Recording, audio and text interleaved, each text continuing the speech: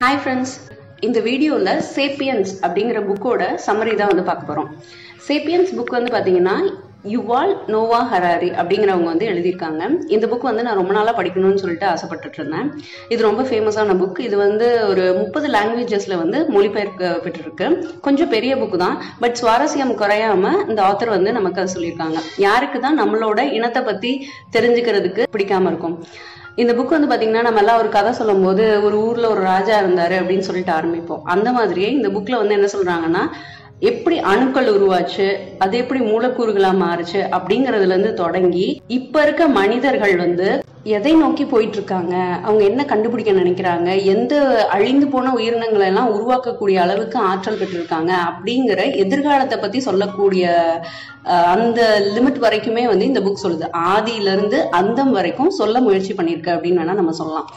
1350 கோடி ஆண்டுகளுக்கு முன்புல இருந்து ஆரம்பிக்குது இந்த கதை. இதுல வந்து பாத்தீங்கன்னா ஹோமோசெப்பியன்ஸ், அவங்களோட உருவான எரெக்டர்ஸ், ஹோமோ எர்கேஸ்டர்ஸ், ஹோமோ நியாண்டர்தால்ஸ், அவங்கள பத்தி எல்லாமே வந்து சொல்லுது. அவங்கள எல்லாத்தையுமே வந்து நம்மளோட உலாவ விடுற அளவுக்கு ரொம்ப பக்கத்திலே நமக்கு காட்டுற மாதிரி சொல்லுது. எனக்கு வந்து சில இதெல்லாம் படிக்கும்போது ரொம்ப ஆச்சரியமா இருந்தது.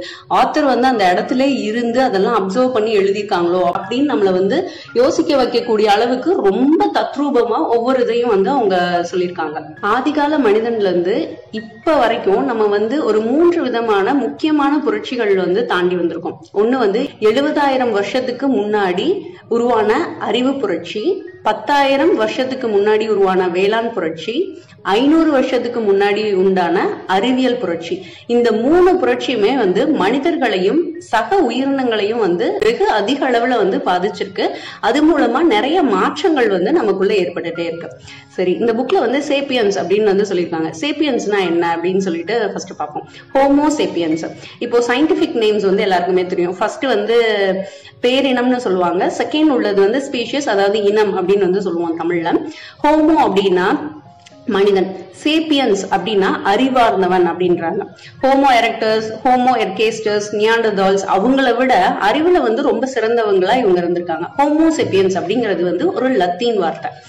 இது வந்து பாத்தீங்கன்னா நம்மளோட மூதாதையர் யாரு அப்படிங்கறதுல இந்த புக் வந்து தொடங்குது. அதாவது 60 லட்சம் வருஷத்துக்கு முன்னாடி ஒரு பெண் மனித குரங்கு வந்து 2 மகள்களை வந்து பெற்றெடுக்குது. ஒண்ணு வந்து சிம்பன்சியோட மூதாதையாகவும், இன்னொன்னு நம்மளோட சொந்த பாட்டி அப்படின்னு வந்து ஆத்தர் வந்து சொல்றாங்க. ஃபர்ஸ்ட் வந்து பாத்தீங்கன்னா வேட்டையாடி தான் அந்த ஆதிகால மனிதன் வந்து வாழ்ந்திருக்கான். அன்னைக்கு கிடைக்கிற உணவு தான், சில நாள் உணவு கிடைக்கும், சில நாள் உணவு கிடைக்காது, அந்த மாதிரி ஒரு வாழ்க்கையில தான் இருந்திருக்கான். அப்புறம் என்ன பண்ணிருக்காங்கன்னா சமையல்கார இனமாக வந்து இது மாறி இருக்கு. நெருப்பை கண்டுபிடிச்சிட்டான். கண்டுபிடிச்ச உடனே உணவுகளை எல்லாம் வந்து சமைச்சு சாப்பிட ஆரம்பிச்சிருக்கான். அப்படி சமைச்சு சாப்பிடும் போது ஆயுட்காலம் வந்து அதிகரிச்சிருக்கு. அப்புறம் என்ன பண்ணிருக்கான்னா அந்த இடத்துல இருந்து இன்னொரு இடத்துக்கு இடம்பெயர தொடங்கியிருக்கான். இடம்பெயர தொடங்கும் போது என்ன பண்ணிருக்காங்க அப்படின்னா இந்த ஹோமோ சேப்பியன்ஸ் வந்து மத்த ஹோமோ எரெக்டர்ஸ், அந்த நியாண்டர்தால்ஸ் அவங்க எல்லாத்தையுமே அழிக்கக்கூடிய அளவுக்கு இவங்க வந்து ஒரு அறிவில் சிறந்தவர்களா இருந்திருக்காங்க. அவங்க வந்து மிக கொடூரமா எல்லாரையும் அழிச்சிருக்காங்க. அவங்க மனித இனத்தை மட்டும் அழிக்கல, மிகப்பெரிய உயிரினங்கள் அது எல்லாத்தையுமே இவங்க எந்த இடத்துல காலடி வச்சாலும் அந்த இடத்துல இருக்க உயிரினங்களை எல்லாம் கொன்னு அதோட மாமிசத்தை எல்லாம் வந்து சாப்பிட்டிருக்காங்க. அவங்க இனத்தையே அவங்க அழிச்சிருக்காங்க அப்படின்னு வந்து சொல்றாங்க. இன்னொன்னு பாத்தீங்கன்னா அவங்க வந்து ரொம்ப கொடூரமானவர்களாக மட்டும் இல்ல, அவங்க வந்து விளையாட்டுலையும் மற்ற பொருட்கள்லாம் அறிவார்ந்த விஷயங்களை எல்லாம் கண்டுபிடிக்கிறது அந்த மாதிரியும் வந்து அவங்க சிறந்து விளங்கியிருக்காங்க. மக்களை வந்து ஒன்றிணைக்கிறதுக்கு அவங்க வந்து என்ன பயன்படுத்திருக்காங்கன்னா ஒரு உருவமற்ற கடவுளை பத்தி சொல்லி மக்களை பயமுறுத்திருக்காங்க. பேய்கள் அந்த மாதிரி எல்லாம் சொல்லி மக்களை வந்து பயமுறுத்தி அவங்க எல்லாத்தையுமே ஒருங்கிணைச்சு இவங்க என்ன நினைக்கிறாங்களோ அதை வந்து அவங்கள செய்ய வச்சிருக்காங்க. ஆடம்பரம் அப்படிங்கிற ஒரு எலிப்பொறிக்குள்ள அவங்க மாட்டிக்கக்கூடிய சூழ்நிலை வந்து உருவாயிருக்கு. வேட்டையாடியா இருந்தவங்க வந்து விவசாயிகளாக மாறி இருக்காங்க. விவசாயியாக மாறும்போது இப்ப ஃபர்ஸ்ட் ஒரு ஆதி மனிதன் வந்து ஆற்றுப்படுகை கிட்ட வந்து ஒரு இடத்த பாத்துட்டாரு அப்படின்னா அங்க வந்து என்ன விளையும் அப்படிங்கறத தெரிஞ்சுக்கிட்டு அங்க வந்து அவருக்கு வேண்டிய தானியங்களை எல்லாம் வந்து பயிரிட்டு இருக்காங்க. அவர் வந்து அந்த இடத்துல விவசாயியா இருந்திருக்காரு. அவரு உருவாக்குனதுக்கு அப்புறமா அங்க யாரெல்லாம் வராங்களோ அவங்க எல்லாரையுமே வந்து அடிமையாக்கியிருக்காங்க. அடிமையாக்கி அவங்க மூலமா இந்த விவசாய வேலைகளை எல்லாம் செஞ்சுக்கிட்டு அவங்களுக்கு பார்லிய வந்து ஒரு கூலியா வந்து கொடுத்திருக்காங்க. அதுவும் வந்து ரொம்ப குறைவான ஒண்ணுதான் வந்து கூலியா கொடுக்குறாங்க. இந்த இடத்துல பாத்தீங்கன்னா மனித இனம் வந்து அதிகமாகுது, அதாவது வாரிசுகள் வந்து அதிகமா உருவாகுது. சோ நிறைய உணவு வந்து தேவைப்படுது. இந்த மாதிரி போயிட்டு இருக்கோமோ அடிமைகள் வந்து அதிகமாறாங்க. அந்த அடிமைகளை கொண்டுதான் பிரமிடு, இந்த மாதிரி பெரிய கோட்டைகள் அந்த மாதிரி எல்லாம் வந்து கட்டியிருக்காங்க. அதுக்கப்புறம் இன தூய்மை அப்படின்னு சொல்லிட்டு, அதாவது கருப்பா இருக்கவங்க எல்லாம் வந்து தூய்மையற்றவங்க, கடவுளுக்கு பிரியமானவங்க இல்ல, அந்த மாதிரி சொல்லி அவங்க வந்து பிறப்பிலே அவங்கள வந்து அடிமையாக்க வந்து முயற்சி பண்ணிருக்காங்க.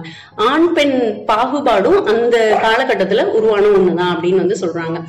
மனித குலம் வந்து ஒருங்கிணைக்கிறதுக்கு இன்னொரு வழி என்ன பண்ணிருக்காங்கன்னா உருவ வழிபாடு வந்து உருவாக்கியிருக்காங்க. ஆனா அந்த டைம்ல வந்து கடவுள் ஒருவர் அப்படிங்கிற கொள்கையில தான் வந்து இருந்திருக்கு.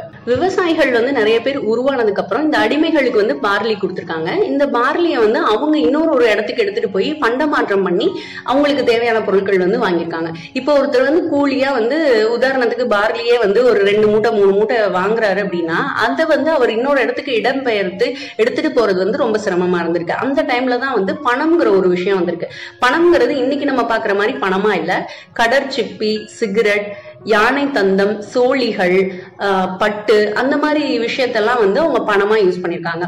அதுக்கான உதாரணங்கள், அதுக்கான இதெல்லாம் வந்து பாத்தீங்கன்னா களிமண் படிமங்களா வந்து கிடைச்சிருக்கு.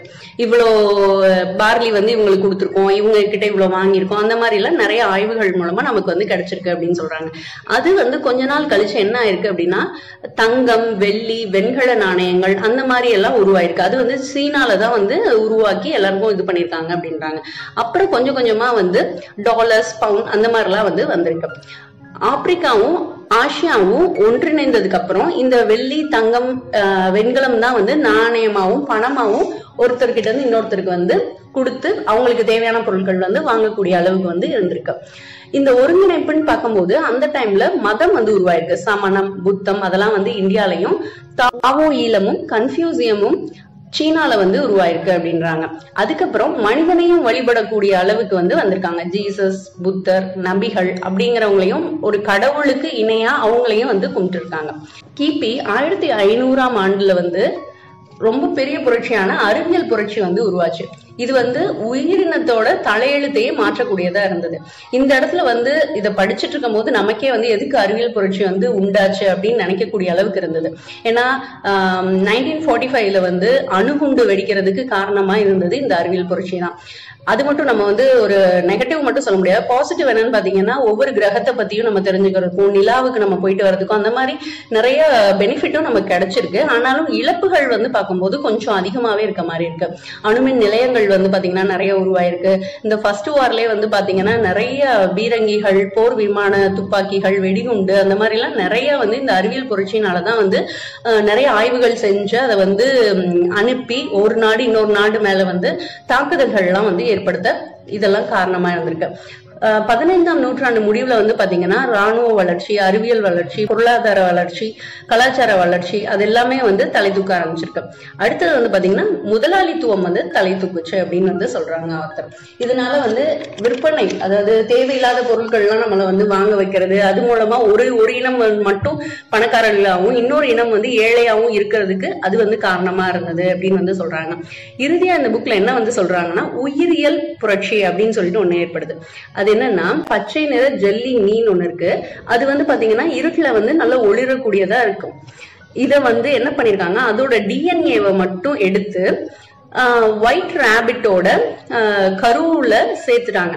சேர்த்ததுக்கு அப்புறம் அந்த கருவுல இருந்து வர ரேபிட் எப்படி இருக்குன்னா பச்சை நிறத்துல ஒளிரக்கூடிய ஒரு ரேபிட்டா வந்து அது பிறக்குது. சோ இயற்கை தேர்ந்தெடுப்பை விடுத்து மனிதனோட விருப்ப தேர்வு வந்து பிறக்கக்கூடிய அளவுக்கு நம்ம வந்து விஞ்ஞானத்துல வந்து உயர்ந்திருக்கோம். இது வந்து நமக்கு கண்டிப்பா ஒரு அழிவா தான் இருக்கும். ஏன்னா இப்ப எல்லாருமே அவங்களுக்கு தேவையான குழந்தை, அதாவது அறிவுல சிறந்தவர்களாகவும் அவங்க வந்து நல்ல கலரா இருக்கணும், இல்ல அவங்க கண்ணு கலர் இப்படி இருக்கணும் அப்படின்லாம் சொல்லிட்டு நம்ம விருப்ப தேர்வா நம்ம வந்து தேர்ந்தெடுத்துக்கிட்டே வரும்போது இயற்கையோட சமநிலையில இருந்து நம்ம வேறுபட்டுருவோம். இது கண்டிப்பா ஒரு அறிவியல் புரட்சி வந்து ஒரு நல்லதா அப்படிங்கிறது யோசிக்க வேண்டிய விஷயமா தான் இருக்கு. இதுல வந்து ஆத்தர் என்ன சொல்றாங்கன்னா 2050ல சிலர் வந்து இரவா நிலையை கூட எட்டி இருப்பார்கள் அப்படின்னு வந்து சொல்றாங்க. சாகவே இல்ல அப்படின்னா அவங்க வாழ்க்கை வந்து எப்படி இருக்கும் அப்படின்னு வந்து யோசிச்சு பாருங்க. வரமா இருக்குமா சாபமா இருக்குமா அது வந்து கண்டிப்பா தெரியல. இது வந்து விஞ்ஞானிகள் கையில தான் வந்து இருக்கு. இது எல்லாத்தையுமே சொல்லிட்டு புத்தகத்தோட எண்ட் பார்ட்ல வந்து பாத்தீங்கன்னா ஒரு கடவுளாக மாறிய ஒரு விலங்கு அப்படின்னு சொல்லிட்டு ஒரு தலைப்போட இந்த புக் வந்து முடியும். உங்களுக்கு வாய்ப்பு கிடைச்சதுன்னா கண்டிப்பா இந்த புக்கை வந்து படிங்க. இது மூலமா வந்து நமக்கு ஒரு நம்மளை பத்தி நம்மளே தெரிஞ்சுக்க கூடிய ஒரு இதா இருக்கும். விஞ்ஞானத்துல நம்ம எதை நோக்கி போயிட்டு இருக்கோம், மனிதனுக்கு என்னதான் தேவை அப்படிங்கிற ஒரு கேள்வியோட நம்ம வந்து நிக்கிற மாதிரி இருக்கும். இது கொஞ்சம் பெரிய புக்கு தான், 600 more than 600 pages வந்து இருக்கு. பட் நம்ம சுவாரஸ்யம் குறையாம இந்த ஆத்தர் எழுதியிருக்கனால நம்மளால இந்த புக் வந்து கண்டிப்பா படிச்சு முடிக்க முடியும். உங்களுக்கு டைம் கிடைச்சதுன்னா கண்டிப்பா இந்த புக் வந்து படிங்க. நான் வேற ஒரு புக் சம்மரியோட உங்களை மீட் பண்றேன். Thank you, by.